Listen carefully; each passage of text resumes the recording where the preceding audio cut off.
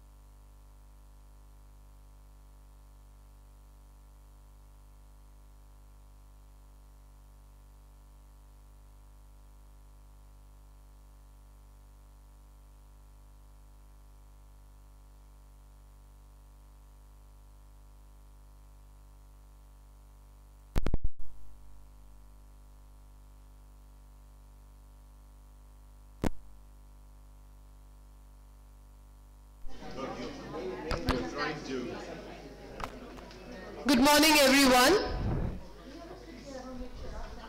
We can settle down so we can start the session.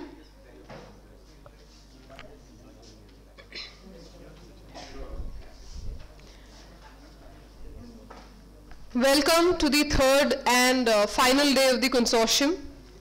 We start the day with a very special session. We have a panel discussion on the accidental scholar. The session will be moderated by Professor Atul Parvatia from Texas Tech University, USA. We have with us an erudite set of panelists, starting with Professor Jagdish, Sheth, founder of the Sheth Foundation, Professor Indira Parikh, President of Antardisha, India, and Professor Rajan Vardarajan, Texas A&M University, USA. It's an honor to welcome you all for the session. We can have a small clap. It's fine. I now request Professor Atul Parvatia to take over and introduce the audience to the speakers and to the session ahead of us. The session is till 9:30 a.m. Thank you, sir.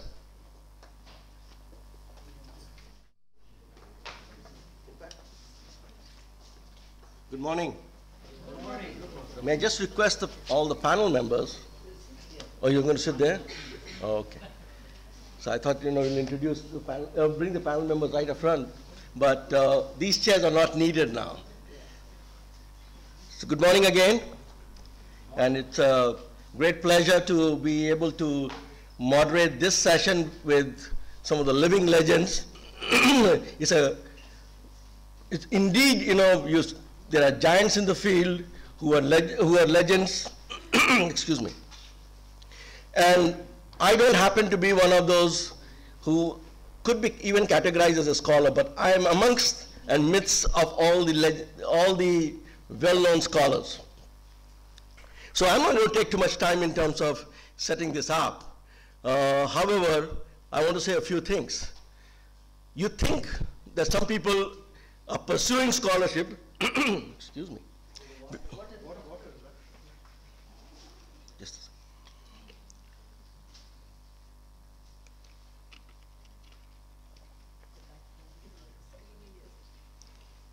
You think that some people are pursuing scholarship because that's what they wanted to do all their life. And perhaps you'll learn from some of these living legends who have become great scholars that some of the scholarship activities that they have engaged in have happened by accident. For me, it has been both accident and serendipity.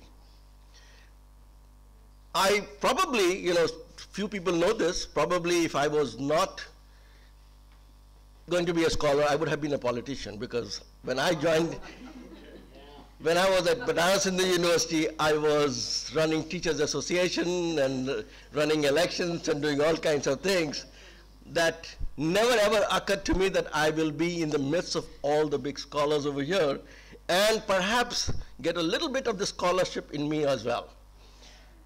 But then things do happen, and many things happen in my life. And first and foremost, how I got a PhD program, but I was working in the industry, and there was a group of professors, my professor sitting over there, and suddenly the head of the department just saw me and said, "Hey, come, I was looking for you," and said, would you like to teach here? And I didn't take even a second to answer. I said, "Certainly, sir." And next morning I went to my company, and I quit my job. The company said, "Why are you doing this? Because you're about to become the plant manager here. And why would you go and leave this job?" And I decided, no, I'm going to go and do this.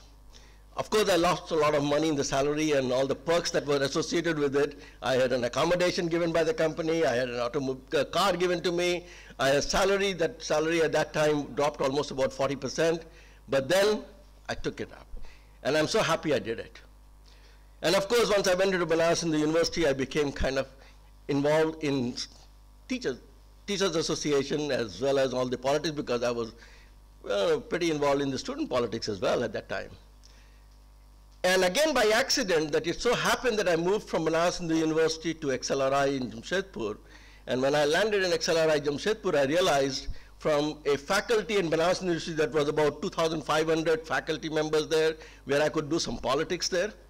There were only 30, 40 faculty members. So what politics am I going to do over there? There was no room for that. So the only thing which happened was that I suddenly started going to the library a lot more. And that was the time when I had my biggest frustration in my life, because I picked up all the journals to read in marketing, and everything went right over me. I couldn't understand even any bit of it. And that frustration in me really, really created a strong urge that there is no way I can be in this academic life of so-called teaching or academics unless and until I get to work with some leading scholars, because I have no knowledge. And that's the time I got so frustrated, but also developed so strong an urge that I wanted to go and work with some leading scholars. And fortunately for me, there were several people who recommended, you know whom, Professor Jagdish Sheth. And I wrote to him. It took a little while before he responded. I written to somebody also, I'm going to say this, I'd also written to Professor Tom Bonoma in Harvard, and also wrote to Professor Jagdish Sheth. I wrote a 3-page letter to both of them. It was Tom Bonoma who replied within 1.5 months. Those were the days of snail mail, as you would recall. There was no email, there was nothing else available, not even fax at that time. So I wrote a letter, and Tom Bonoma replied within 1.5 months saying, okay, because, and I'll tell you why it worked, because there was something which I and I want to talk about that in a second, but he replied, said, come, we might do some work together, and he kind of laid down a path, say, we'll do some case studies together, and we'll do some other things. I was, of course, excited, but not as excited, till about 3 months later, I get a 3-line letter from Dr. Sheth. And Dr. Sheth said, I've been trying to get you at USC, but there is no money. But however, you can come and work with me. We'll have space to work. And that was it. I said, no matter what it takes, there are people who get their name because of the institution, and there are some people who lend their name to institutions. Dr. Sheth is one who lends his name to institutions. And I didn't have to think twice, because to me it was, I wanted to work with somebody who was worth almost like a Nobel Prize winner. Had there been a Nobel Prize in marketing, I'm sure he would be one of the very strong contenders for that. Unfortunately, marketing does not have a Nobel Prize. But certainly, that was the best decision I made in my life. And of course, to the young scholars, I would say how I made that decision also was, I was quite inspired by the fact that most of the ideas I drew was coming in from industry-related some interactions. So I had heard some people talk about the Indo-US strategic alliances that were happening, particularly like Modi Xerox and others. And I got pretty intrigued by that because I was teaching international marketing, and I said, how do two companies from two different cultures get together and manage the relationships? And that is what I wrote to both Professor Sheth and to him. And as I said, serendipity, I had no idea that Professor Sheth was already working on relationship marketing. And it kind of probably struck a chord with him that in his blue book, that is the marketing theory book, which I read later on, at the end of it, he talked about marketing theory being anchored on relationships. So certainly there was something in there that he saw, and he said, come and we'll work together. So in many ways, part of it is accidental scholarship was one by chance, that where things happened. Second was also by the fact that you develop a strong urge in yourself that leads you to do certain things. And Dr. Sheth said the other day in the inaugural session that without John Howard, he would be nobody. As I say, without Dr. Jagdish said, I would be nobody. Yeah. So it was, he talked about taking a rough diamond and making it into a fine jewelry, and then taking a human being, and the human being has got infinite potential, and you can develop the person. So two things happened to me. He saw the potential in me and has developed the infinite potential in me. And obviously it is very clear that only good jewelers can really know the worth of a gem, a raw gem. And so probably he was in a position to be able to know much more than what I thought what I will be able to accomplish. So much of my scholarly pursuits thereafter has always been because I've been inspired, I have been polished a lot more and kind of through the rough edges by him, but also a number of other things. The way in which it happened was all mentors have their own ways. VK was talking the other day about all the mentors in his life. For me, as a mentor, Dr. Sheth has kind of opened up a number of avenues for me in many, many ways, including things that many young scholars might not undertake. For example, running conferences, doing various kinds of consortia activities, and sometimes also corporate activities, because we had one thing very common in ourselves, that is Dr. Sheth is very relevant, as you know, in addition to being a very rigorous person in his scholarly pursuit, he's always very relevant in his thinking. And I am also not, I won't characterize myself in the scholarly category as much as a practicing academician. I've always been a practicing academician. I like to draw things from what's happening in the practice. And that's why I took a hiatus for almost 18 years. I left academics and was pursuing my own little, practice activity. That has always helped me a lot because I was able to relate to many of those things. So scholarship for me was kind of taking an industry problem or a phenomena that exists in the world and work around it. And many things that I learned was because the things that Dr. Sheth put me into. For example, one of the important activities was there was a conference on marketing history. And it used to be run by Stan Hollander. And one of the history conferences was, Dr. Sheth one day told me, come along with me, we are meeting Stan Hollander. And he gave me on the way some brief about him. And during the time I did not realize that till the time he had the discussion, and he agreed to do the marketing history conference in Atlanta, and he said, okay, you're going to work with me on this one? I said, yes.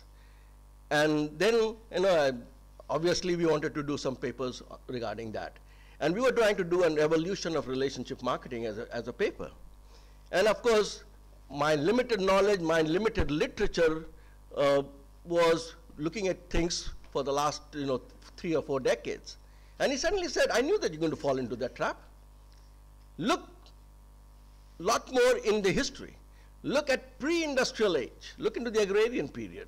Look at the industrial age. Look at the post-industrial age. So he put me into certain papers, and one of the most important books that he made me read was Robert Bartle's History of Marketing Thought. And that book really brought me up to speed in terms of knowing a lot more about the marketing literature. So a lot of things was either designed by him or by accident that I got into it, and that kind of grounding has really helped me. So around, in terms of my own life, many things have happened because of that kind of, accidental, twists and turns in my life. So given my story, that's only very short. I'm not in the same league. As I said, the big league consists of the people whom we all look forward to in terms of their inspiration and their scholarly knowledge. And we have some of the best-known academic scholars, Professor Rajan Vardarajan, Professor Indra Parikh, Professor Jagdish Sheth with us to talk about their journey. So what we're going to do is, we're going to start first with Professor Rajan Vardarajan. He is going to talk to you about his accidental scholarly activities, very interesting, very intriguing. And after that, Professor Indra Parikh will talk about her academic journal. And then Professor Sheth, he wrote the book on accidental scholarship, and as being an accidental scholar, so he'll talk about his life journey. So with that, I'm going to request Professor Rajan Vardarajan to please come over.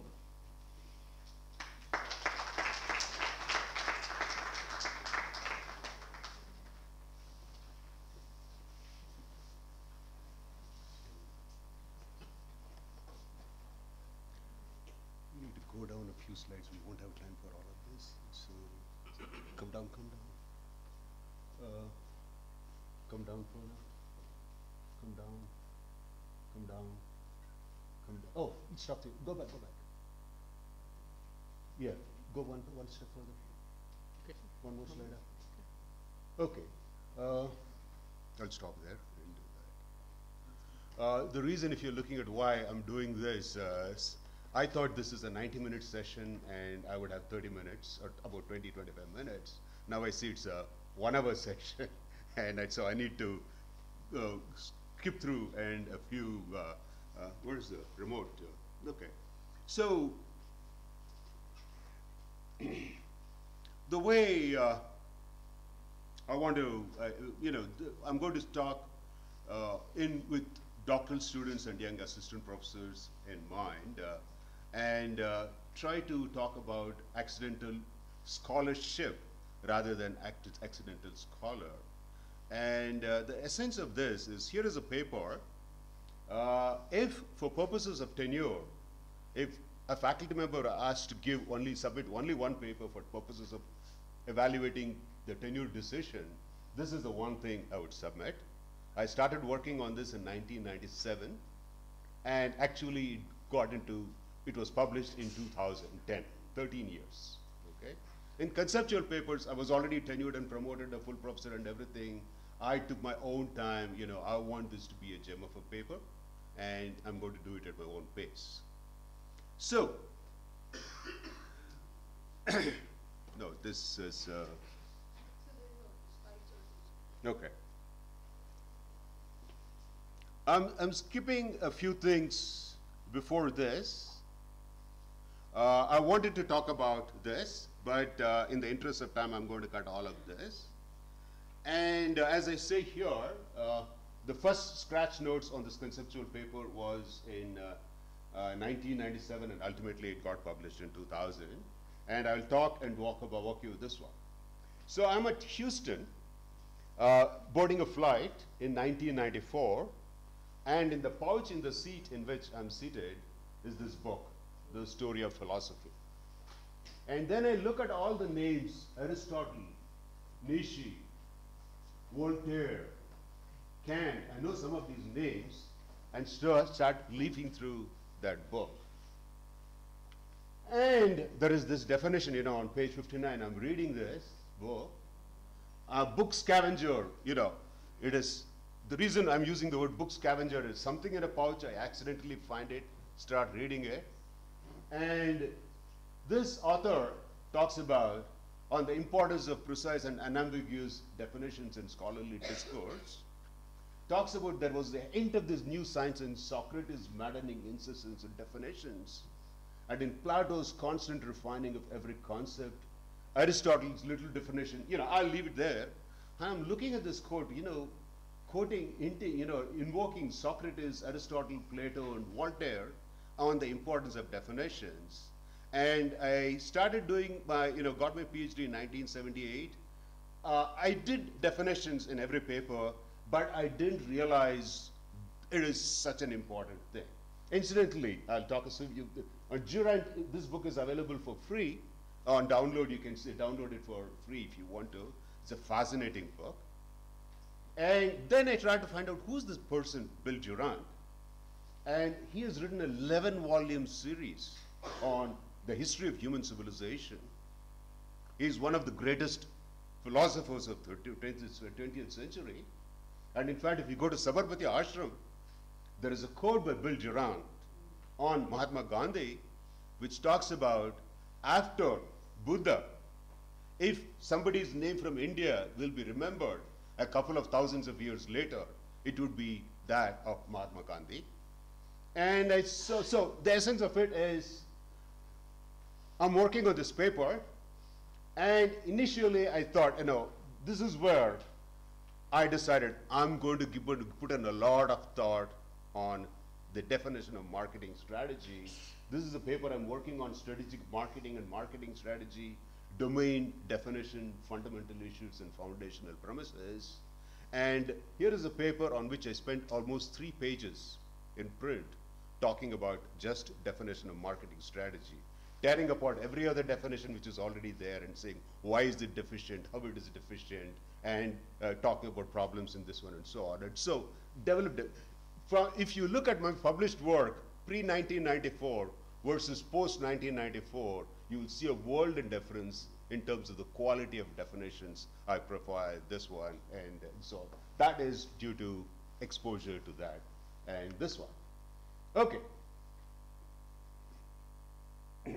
So that's what I was mentioning, this one. Book scavenger, Parsu is my colleague at Texas A&M University, and he left Texas A&M University in 1994 and left for University of Miami.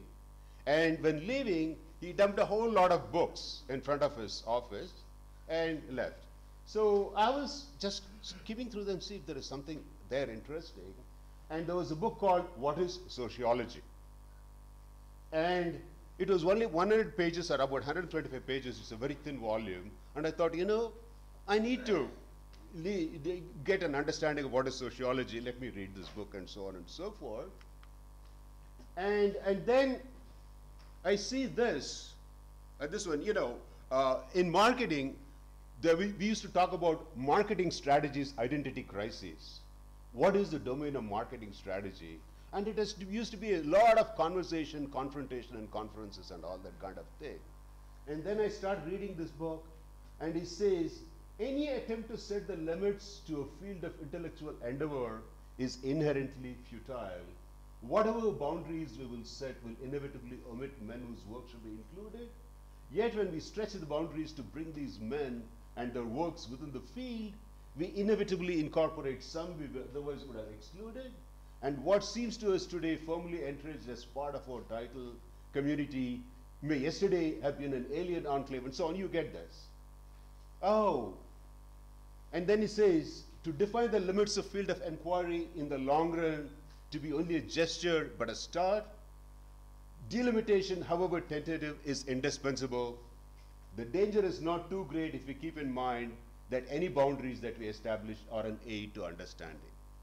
So I thought, okay, now I understand. I was struggling and I thought I had to be perfectly precise in defining and delineating the domain of strategic marketing.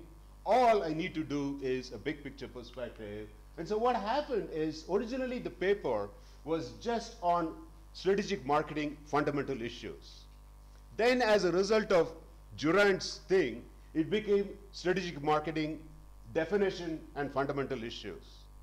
And after Ingalls, it became strategic marketing and marketing strategy, domain, definition, and fundamental issues. You know, it is also with conceptual papers, you need to continuously think in terms of how much of material has got to be there in that paper in order for that to have a decent chance of being accepted at a major journal.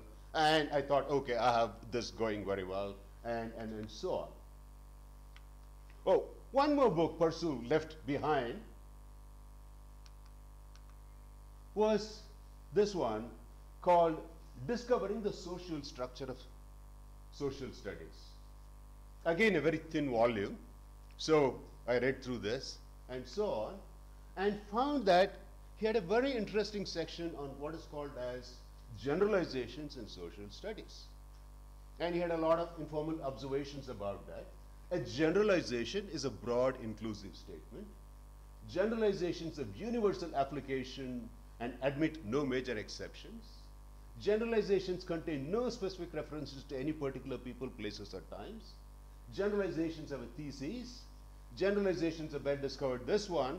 And then I wrote this section. It said, Stanford Social Studies Project under Paul Hanna has an unrefined list of more than 350 generalizations. Oh, social studies has 3,500 generalizations. How many does marketing strategy have? I didn't know. So I said, I'm going to take a shot and come up with at least 10 generalizations of marketing strategy. And they have to be broad, inclusive statements.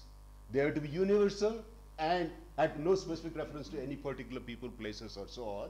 And started working. And so this is what I started working on. You know, I'm going to work on some inclusive statements which generalize to goods, services, experiences, search goods, experience goods, credence goods, durables, all types of markets, all types of horizons. And the scope of the paper became domain, definition, fundamental issues, and foundational premises. That is when I really felt good. Okay, there. But you look at how the inspiration for domain, how the inspiration for definition, and how the inspiration for fundamental issues all came across by accidentally looking across books and so on and so forth. Let me give you a quick flavor for what I mean by generalizations. You know, this theme of the conference is, the theme of the consortium is, what is that? Marketing communication in the digital era. What I'm going to say is true in the pre-digital era, post-digital era, post-digital era, whatever it may happen, this will be true. A purpose of marketing strategy is to facilitate a business achieve and sustain a competitive advantage in the marketplace. That is the concept of generalization. It is there true forever. And a purpose of marketing strategy is to create market-based relational assets and market-based intellectual assets. You know, everything doesn't come totally out of me. It is based on somebody's work, but I see that, okay, this is a generalization which will withstand the test of time and will be true for 100 years. Do you agree this will be true for 100 years? Don't you think this will be true for 100 years?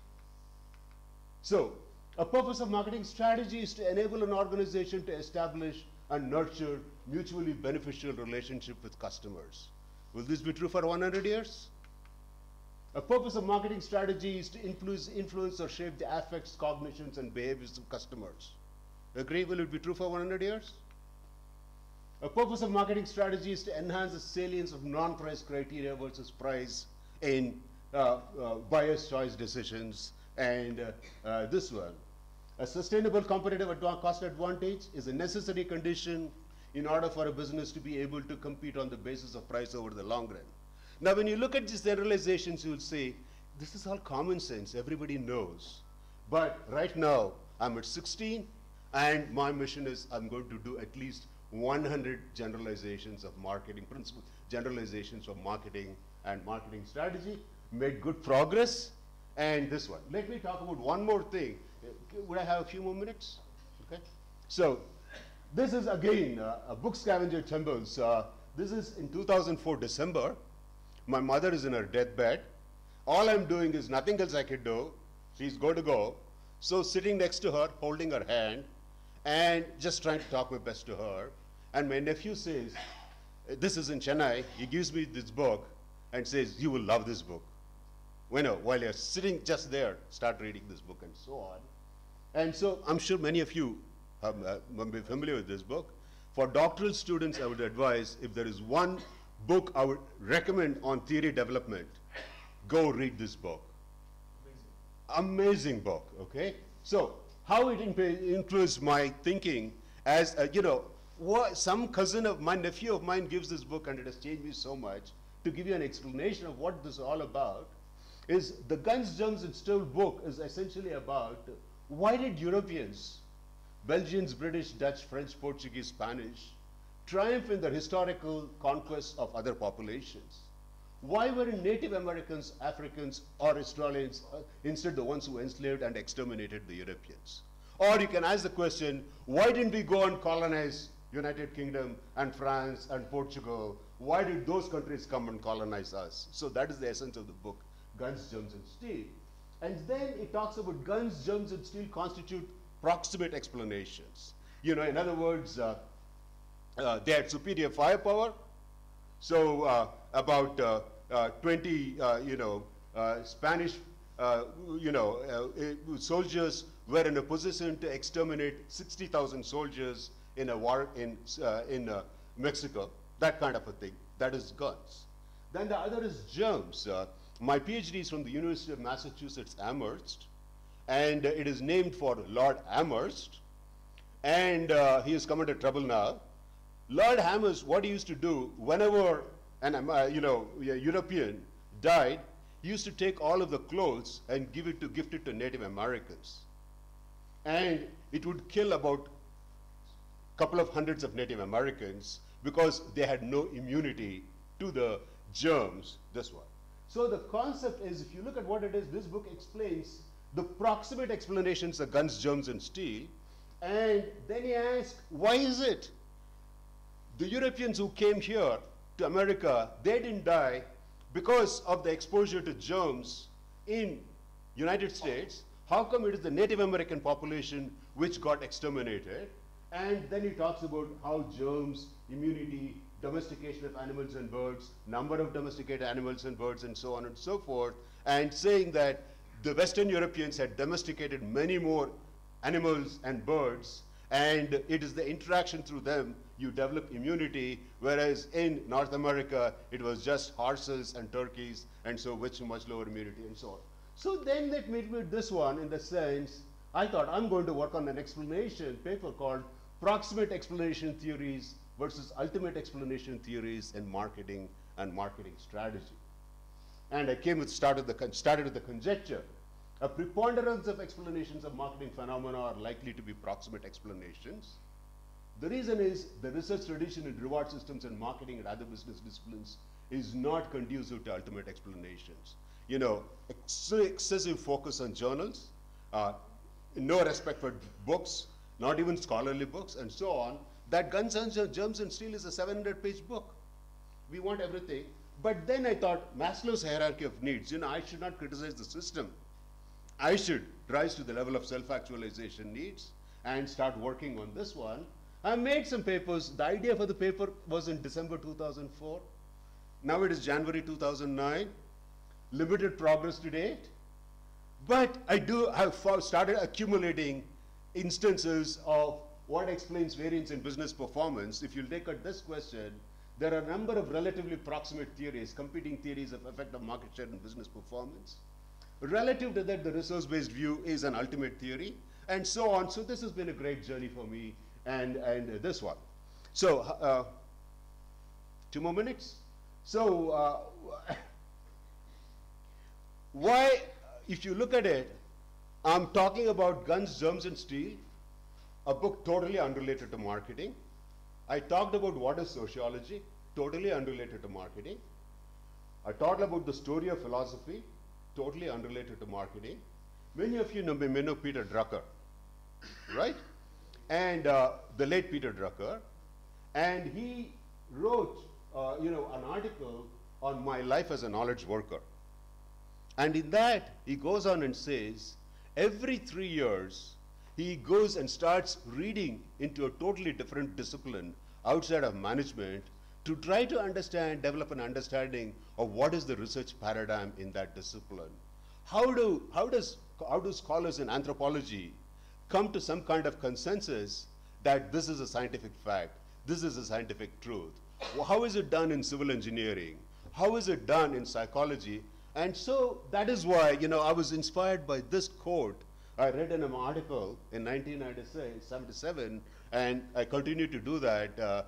This one, right now, my passion is evolutionary biology and physics.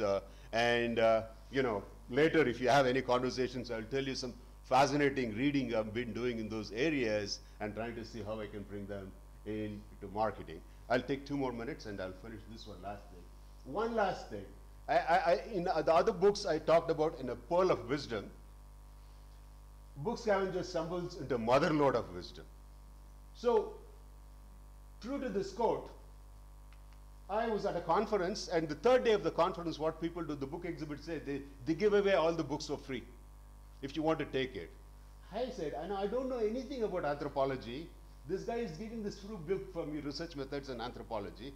I started taking that, and I started reading. And then there was an article in that book, and that article on cultural anthropology and social science talked about rationalism, empiricism, and Kant. It talks about the development of science in referring to Galileo, Descartes, Bacon, and Newton, and talks about the idea of social science invoking Newton and Locke, Voltaire and Rousseau. Oh my God, I don't know some of the meaning of the words like hermeneutics and so on. Interesting beauty is like this book is now being part of a doctoral seminar in strategic marketing for almost 2 decades, and the students love it. Every time we discuss it in serendipity.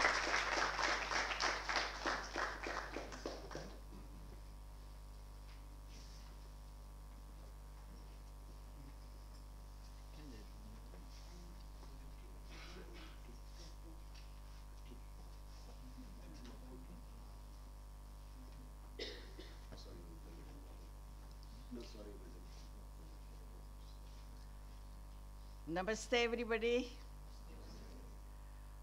First of all, I must say thank you to Preeti and to Shailen, the director. Thank you so much for inviting me to this consortium. I'm really privileged to be here. Thinking about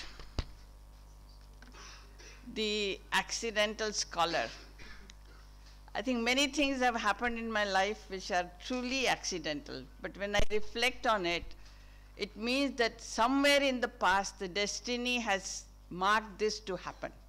So it happened. Whenever my family meets me, or my friends meet me, they said, you were not supposed to be here, at this place.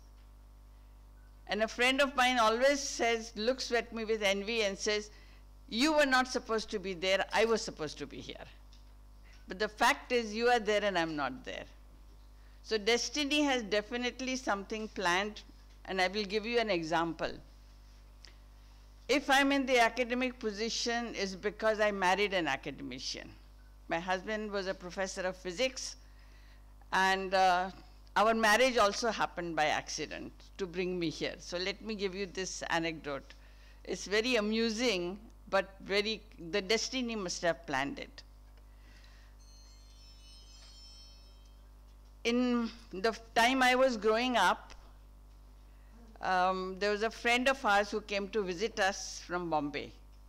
And she was a fourth generation family friend of my father. In that morning, I was in a skirt and a blouse, and a skirt and not a Western dress, and not a sari. But evening we were invited for dinner. So my mother said, you really cannot wear these clothes. They are very traditional and conservative family. You have to wear a sari. So with making all kinds of faces, I put on a sari and I went for dinner. And this lady said, are you the same girl I saw in the mornings? My father said, yes, she's the same girl. She tells my father, send her to Bombay. There is a boy for her. And they are the right family, so send her to Bombay. And sure enough, 2 days later, I was in Bombay. So I met the husband-to-be at 2 o'clock, and 4 o'clock I was taken to meet another family with another boy. And I did go to their home, and what did I see? They were my family wanted that family because they were the most significant, richest family in my community. So I met the family and everybody, I think they liked me. I came back, and then I went back to Calcutta. 2 weeks later, my husband-to-be came to discuss the dates of marriage. And on the same day, that family's emissaries came to discuss the dates. And then my husband-to-be said, we haven't had a time because my family was of 35 people. So when we were in the home, everybody was coming, so 35 takes a long time to meet. So he says, I haven't had a time to talk to you. Can we have a little bit of private time? I told my father, and father said, go and drop him to his hotel. So we went in the car, because the driver was there, and my husband's-to-be, his husband's friend was there. One knew English, one did not know English, so we spoke in a little bit of English, and my husband-to-be said, the engagement date is Thursday. This was Saturday. So I said, okay. So I went home, and these very serious discussions are going on, fixing the date for my marriage with the other guy. So I called out my father came out, and I said, the engagement is on Thursday. He says, why didn't you ask me? I said, for what? You sent me with him. So he said, no, those people are discussing the dates. I said, your problem, not mine. And so it came to be, and my uncle came out, and my uncle was a terror in the family, eldest one. He was already willing to raise his hands for doing such a deed, because that family, he said, look, if you had gone into that family, all the other, and I had another 7 sisters behind me, cousins and everybody, their marriage would become easier. I said, that's not my problem. You only told me everybody comes with their own destiny. So maybe this is my destiny. They have their own destiny, so nothing is going to go wrong. I was only 18 years old, and I was talking to my uncle with my hand on the back and with my head like this. And my uncle said, look at this girl. She's such a defiant girl. I said, okay. Anyway, I did get married to the person I had said yes to. We did go to Bombay and got married. Now he was doing his PhD in physics, so we went to Chicago 4 days after our marriage. Again, another accident. My husband took me to meet his dean. I remember the dean's name and the place we were standing. He looks at me and says, young lady, what do you want to do? And I said, study. So he turns to my husband and says, Parekh, do you have a scholarship? Send her to school. Of course, that time my husband was getting a $300 stipend. He says, no money. So he didn't say anything, but a week later he called my husband and said, you get scholarship, your fees are taken, you get a fees waiver, send her to school. So for 1 year I went to University of Chicago as a free student, just took all kinds of courses. And that was the time, what Dr. Varadarajan mentioned, I read the Will Durant book. My husband bought these 8 volumes and said, you like this history and all, study, you can read this. That was the second major accident which put me on the path of education. The third time I went to, in about 70s, I went to France with my husband. And I think I met Dr. Sheth, and that was an accident. You know how we met? I was crossing the street, he was coming from that side, we stood in the center and shook hands. And after that, we've had many opportunities. That was the first accidental encounter, which meant that there was something more to come. And here I am on the foundation which the consortium is set up. I went to France, I went to INSEAD, because when I went from IIM, The dean at that time said, Indira, go and take some courses if you want to be a faculty. I said, okay. So I went to France and called up INSEAD, and there was Professor Dean. Dean was the dean. It was Professor Dean Berry. So I called him up and took an appointment, and he said, oh, I got an appointment. But then I hadn't been in France, I hadn't driven in France, so by the time I reached his office, I was 1.5 hours late. Because I missed an exit and I had to go another 30 miles then to come back. I was literally in tears that I said I would miss all my opportunities. But destiny had something else planned for me. So I reached his office almost in tears, and he says, what's the matter? I said, I lost my way. He says, okay, no harm, come and eat lunch with me. So instead of giving me 15 minutes, he gave me 1.5 hours. After we had talked for 1.5 hours, he says, young lady, do you want to teach? I said, but my institute said I have to take courses. He looks at me and says, silly woman, I'm asking you, do you want to be a faculty here? I said, of course. So he said, okay, you come from next Monday. And, but before that, what he had done, he had sent me to meet all the other faculty members in the department, in the OB department. And I met about 4 or 5 people, and by the time I came back, he got the feedback and he offered me to come and teach. So when I finished teaching, I was there for a year and I had the most wonderful time in that 1 year. When I returned to IIM back again, of course I said, I don't want to be a research associate. I want to be a faculty. And the dean says, you don't have a PhD. I said, I'll do it. Then, of course, they had, and then I had all the letters which the people in INSEAD had written. So they could not really ask me to come back and be a research associate. They had to give me a faculty position. So institute did not have a lecturer's position. So they created one and said, okay, you are the only one to be in this, and said, this is this. And they wrote it down in their letter, this is a very special sanction given to anybody to be a lecturer.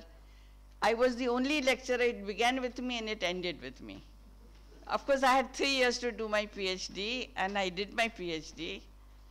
And then there was a seminar to which I had to give a seminar to be selected as a faculty. That was the procedure. So I gave a seminar, and then the director forgot about informing me what the decision was, and he went away abroad for 6 weeks. So here I'm already teaching and sweating it out, saying, why, I don't know what the decision is and why haven't I been told. 6 weeks later, he comes back, so I barged into his office and said, 2 more minutes, okay, and said, I must know what is my destiny from here. He said, didn't I tell you? I said, no. He said, you have been selected. I said, thank you. So I said, these are the kind of accidents has happened across over the years.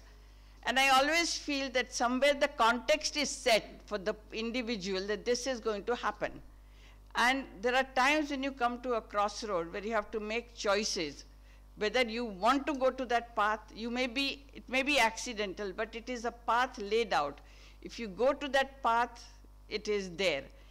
See, if I hadn't taken the path to study, I may not have been here. It's right from Chicago.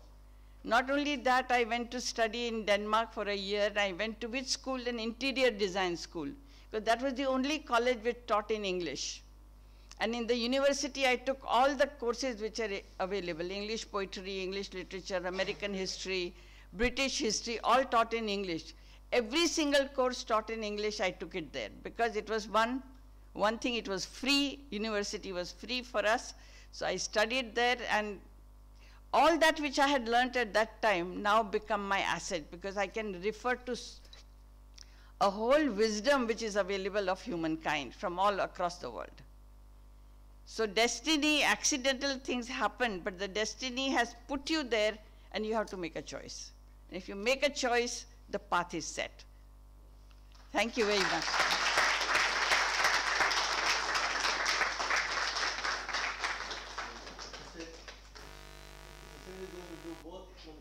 Give his talk and also ask questions and get you to ask questions.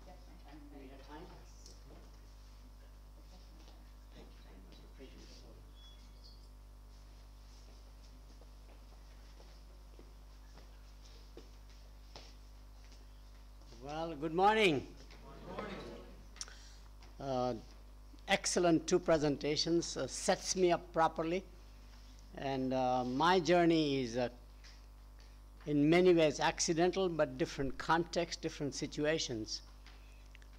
First of all, I grew up in a merchant family where education is not important, business is important.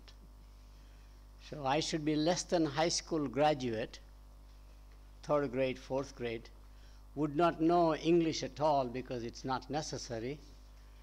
And if you have driven through the small town here between hotel and here, for example, one of those shops is the one that I'll be a shopkeeper.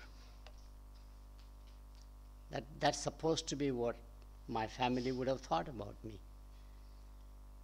Accidents happen because we got displaced from Burma, and in the process, things began to change. Survival game takes over in Maslow's need hierarchy. Self-actualization is a mirage. Interesting. So we moved around quite a lot, settled in Chennai, South India, which is very different culturally, linguistically. So I had to learn English. English gives a lot more mobility to people, us in the academic world, than anything else. So making sure that English, fortunately, here in the audience is case, but it's not the case for many countries. Even today, many, many people in Europe, like in Germany, or France, or Spain, Japan on the Asia side, Korea to some extent, have a disadvantage because the system did not encourage them to think in English, work in English from the grade school, if not from the middle school. I had no choice. So I began to think in English rather than think in my native language, translate mentally, and I think that gave me an advantage. Originally, I learned quite a lot from my brother, who had a high school education only. To be in his business, he needed a younger person, able-bodied, to do things. So during the high school education, whatever time I had to spend time in his shop. They did manufacturing of jewelry boxes, totally handicraft business, contract labor, typical family. The patriarch of the family will come out to get the raw materials from us. Whole family worked on it, wife, kids, and they will make jewelry boxes, and we will again look at that from a quality assurance. And those that met the standards, we will accept, rest is his risk. That was very fascinating. So we made money on selling the raw material. We had no risks at all, backlog of order, and I learned a lot in that business. In fact, before I went to college, I learned double accounting system, double entry accounting system. So I always scored highest in accounting, way before anybody else, because I had that system put in place in my language, but it could translate into English. He taught me everything because he thought I would succeed him in the business. And during summer months, I had to do full-time, and intentionally he would leave and go away. We don't know where he is. So more responsibility comes on you. So inherit responsibility because you have no choice. Survival, again, is a key instinct, and you survive. You improvise, you figure out. There's nobody else to handhold you. And that's very important in the academic world. Each one has a message and a lesson behind the scenes. Because of the time, I would not connect the dot, you to connect dot. If you rely on your advisor, you are dead from the day one. If you replicate your advisor's work, you are not an independent scholar. Your advisor should be learning from you, so get an advisor who is curious about your thinking, rather than thinking, come and work for me, and here is one more application of a paper that I'm doing. You will never be an independent scholar. Keep the things in the back, it's very important. Well, I graduate from high school, do very well in my class. My love was primarily for chemistry. I don't know why. I hated physics. Again, I don't know why. Good in math. And I did well. So my oldest brother, my father, by the way, after coming back from Burma, displaced as a refugee, sat in a corner for 4 years, not speaking with anybody. Now we call it clinical depression. We had no idea what it means, but he was totally disabled. And we survived by having my mother, who had some jewelry as a part of her marriage, pawning that in the friends and families, because your respect is very important. My older sisters doing embroidery work or pickles or something like that, earning some money. This is World War II time period where there's a shortage of milk, shortage of sugar, no kerosene. So it's access alone is a problem, let alone affordability, and you survive, right? Interestingly. Well, high school, I had a second brother who was a top scholar in Jainism, the religion that I belong to. He had come to study here, but he got distracted by the Gandhi's freedom fighter movement, so he became a freedom fighter. But he told me, you are a good student. Education is important, so go for it. And in those days, I was allowed to go 2 more years of education. In those days, we had intermediate. So I went to college. Most influential subject on me has been history, very similar to Rajan. I'm a scavenger, same way as he is, and I have my own stories which are fascinating, also reflecting back. I love history. In fact, I have a book called Germs, Climate and Consumption, following Jared's book. I've been in touch with him. He loves the manuscript that I have, which is already published, which is related but different at the same time, different theory, which is very interesting. So back to that high school, 2 years of college, I scored the highest in history papers ever at the University of Madras. I scored higher in modern history, which is European history, not as high in the ancient history. Accounting, of course, I was good, and statistics, basic statistics I knew. So now decision comes in the family, what should we do? It's similar to the marriage incident, you know. Somebody else decides. It's fascinating. So finally the decision came, should he go to more college or should he be in the business? This is another problem. If you're good at multiple things, you will be more at a disadvantage. I think it's an advantage. So if you're good at teaching and research, you will be pulled in both directions. A scientist at Bell Labs only knows how to do research. He or she cannot teach. So choices are limited, right? Which is very fascinating. So here you have a choice. Should I go in the business or should I actually continue? And my second brother, who was a scholar, simply said, he's so good. We must encourage him to go to further education. So I went into income tax as my major because I was good in accounting.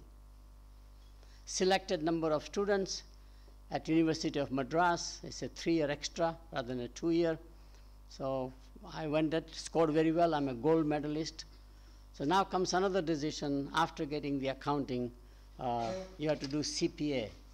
And in India, it's called Chartered Accountant. At the hotel, there is a convention of Chartered Accountants.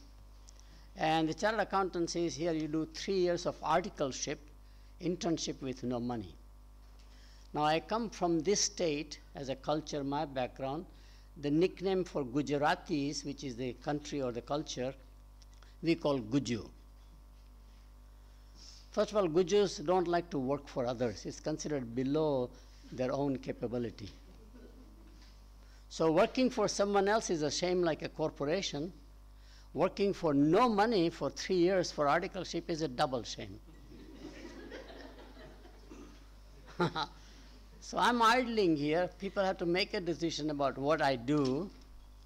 And out of nowhere, my oldest brother, who had the business, said that maybe we should send him to America to study MBA. In the business, we had a backlog of orders. So I was telling him, we must mechanize, put machines. I mean, it's just typical. I have no idea how it works, but that was the idea. He said, all right, you go there, get your MBA in production.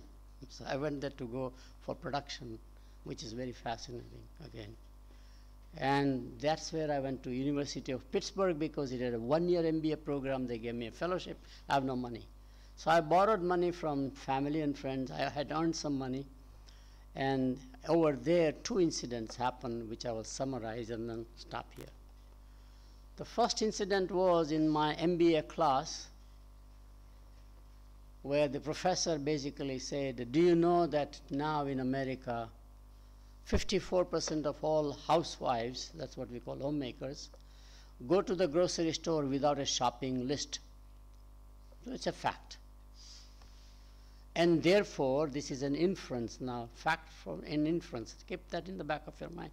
And therefore, they are more impulse buyers. Makes sense? Every reviewer in a journal will accept it. There's a face validity.